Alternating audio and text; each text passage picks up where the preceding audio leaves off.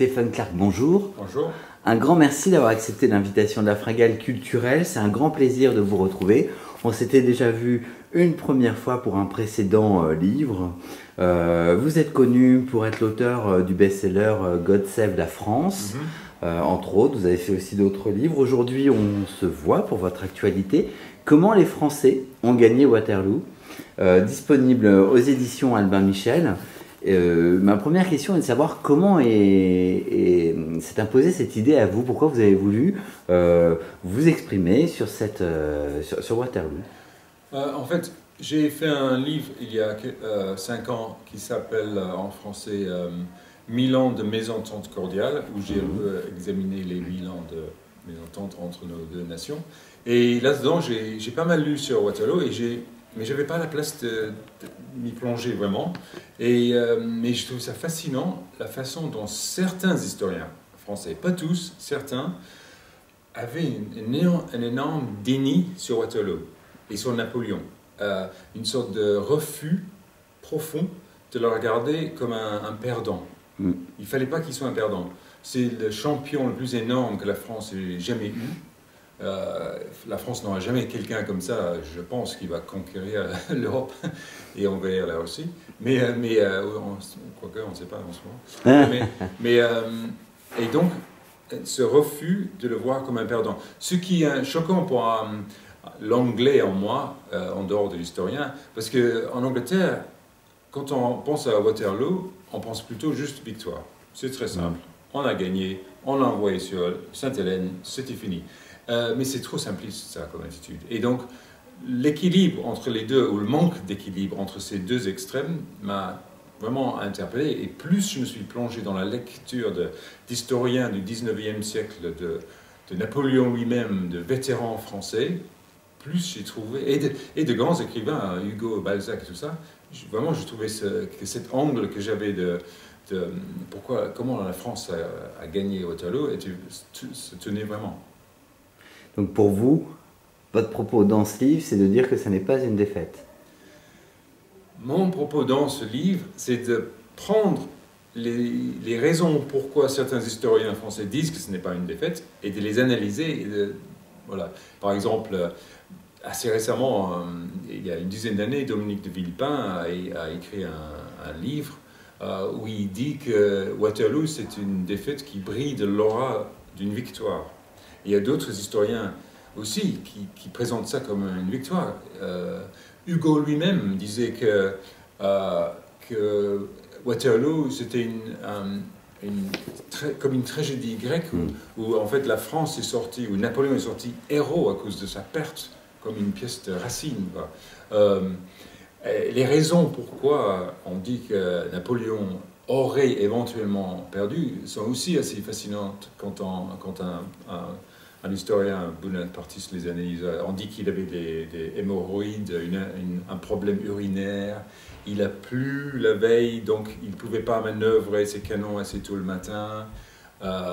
Victor Hugo dit même que Dieu a décidé que Napoléon était tellement énorme comme figure historique qu'il fallait qu'il parte. Sinon, le 19e siècle ne pouvait pas démarrer.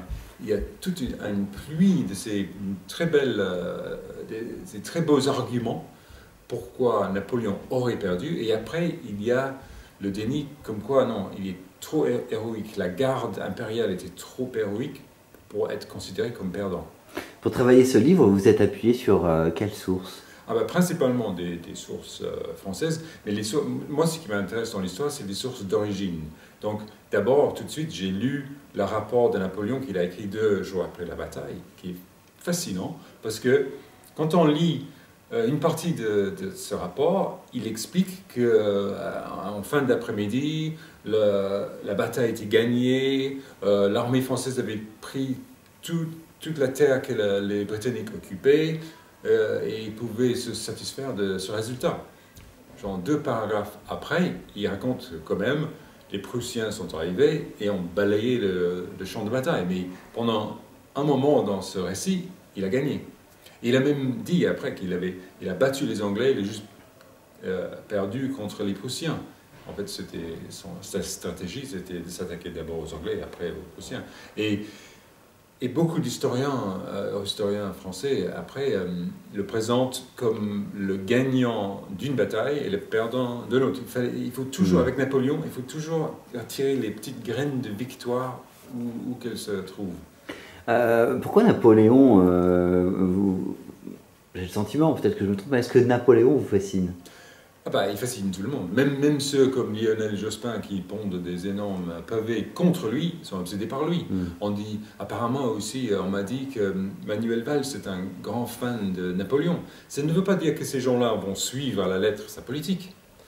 Même si Napoléon, il faut le dire, était un grand organisateur politique très doué. C'était juste sa tendance un peu belliqueuse qui a gâché les choses. Mais tout le monde est fasciné par cette personne parce qu'il faut dire...